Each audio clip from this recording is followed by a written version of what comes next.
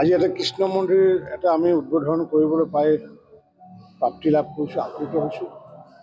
আৰু এই কৃষ্ণ মন্দিৰটো মাননীয় মুখ্যমন্ত্ৰী ডক্টৰ হিমন্ত বিশ্ব শৰ্মা ডাঙৰীয়া হৈ মই এইটো আজি উদ্বোধন কৰিছোঁ। এই কৃষ্ণ মন্দিৰৰ বাবে ইতিমধ্যে মাননীয় মুখ্যমন্ত্ৰী ডাঙৰীয়া আজি 2 বছৰমান আগতে আমাৰ ৰাস মহোৎসৱত আহিছিলে।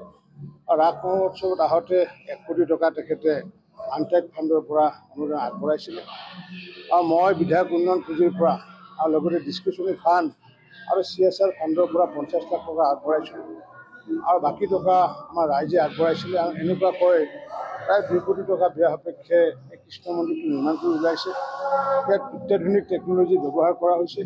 মই ভাবোঁ যে অসমৰ পশ্চিম প্ৰান্তত এনেকুৱা মন্দিৰ হয়তো পূৰ্বতে কৰা হোৱা নাই, কাৰণ কিয় ইয়াতে কংক্ৰিটৰ লগতে কিছুমান নতুন টেকন'লজি ইয়াতে আনিছে। আৰু এই ক্ষেত্ৰত আমাৰ কৃষ্ণ মন্দিৰ নিৰ্মাণ সমিতিৰ সভাপতি ভূপেন শৰ্মা ডাঙৰীয়াৰ লগতে আমাৰ যি শ্ৰীকৃষ্ণ মন্দিৰ নিৰ্মাণ সমিতিৰ লগতে সমূহ পাঠশালাবাসী ৰাইজৰ যি সহায় সহযোগ, তাৰ কাৰণে মই সমূহ ৰাইজকে ধন্যবাদ জনাইছোঁ।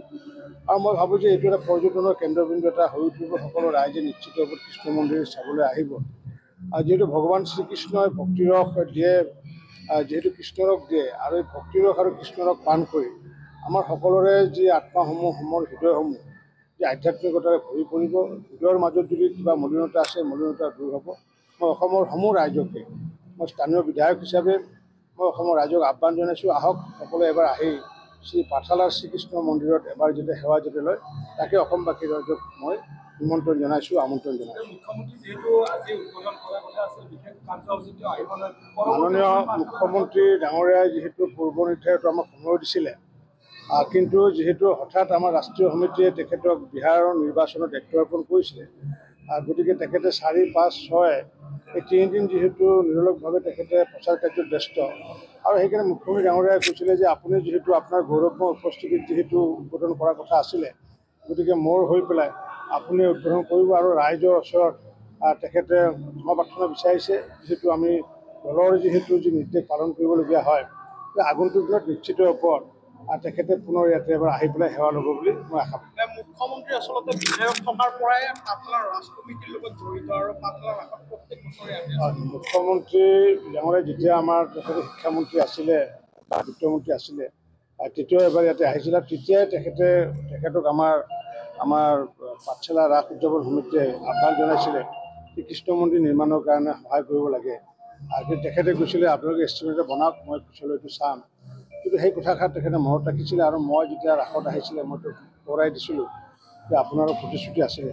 আৰু মই জানো যে মুখ্যমন্ত্ৰী ডক্টৰ হিমন্ত বিশ্ব শৰ্মা ডাঙৰীয়াই য'ত প্ৰতিশ্ৰুতি দিয়ে, প্ৰতিশ্ৰুতি ৰাখি আহে। আৰু ইয়াৰ পৰা যোৱাৰ পিছতে 5 দিন পিছতে তেখেতৰ আনটাইডৰ যি 1 কোটি টকা ব্যয় সাপেক্ষে মোকলাই দিছিলে। নিৰ্মাণ কাৰ্য সম্পূৰ্ণ কৰোঁতে প্ৰায় 2 বছৰ প্ৰায় লাগিছে। গতিকে নিশ্চিত ওপৰত লাগিবৰ কাৰণে একেবাৰে নিখুঁতভাৱে যিহেতু তলৰ পৰা ফাইলিং কৰি অনা হৈছে। আৰু এইটো আপোনালোকে জানি ভাল পাব যে মন্দিৰৰ তলত আমাৰ এটা সভাকক্ষ এটা আছে, য'ত নেকি প্ৰায় 300-400 মানুহ বহিব পাৰে। আৰু গতিকে তলত সভাকক্ষ, ওপৰত মন্দিৰ, আৰু এনেকুৱা এটা আটকধুনীয়া মন্দিৰ মই হ'ব বুলি কল্পনা কৰা নাছিলোঁ। গতিকে মনটো আজি পাঠশালাৰ বা পাঠশালাকুছিৰ বিধায়ক হিচাপে মই আপ্লুত হৈছোঁ। আমাৰ ইয়াতে কৃষ্ণ মন্দিৰ নিৰ্মাণ হ'ল, নাট্য মন্দিৰ নিৰ্মাণ হ'ল, সাহিত্য মন্দিৰ নিৰ্মাণ হ'ল। আৰু আগন্তুক দিনত ভগৱানৰ কৃপাত নিশ্চিত ওপৰত বাকী যিসমূহ কৰিবলগীয়া আছে আমি কৰি যাম বা আমাৰ চৰকাৰখনে কৰি যাব।